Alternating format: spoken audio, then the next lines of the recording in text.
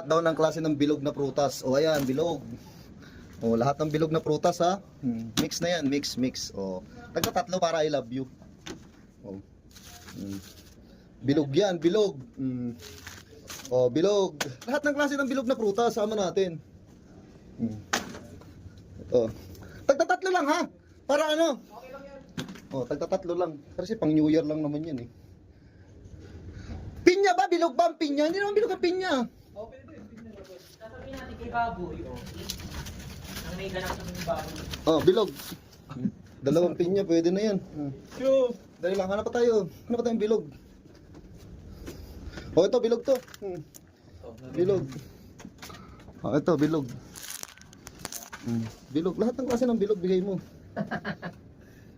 Wala na, ito, rambutan. Bilog din to. Ayan. Wala na, bilog na lahat yan. Ano pa? Grapes. Ito na to.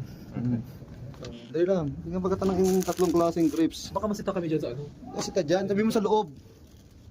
Alright. Tapos, Thank you! Oh my God.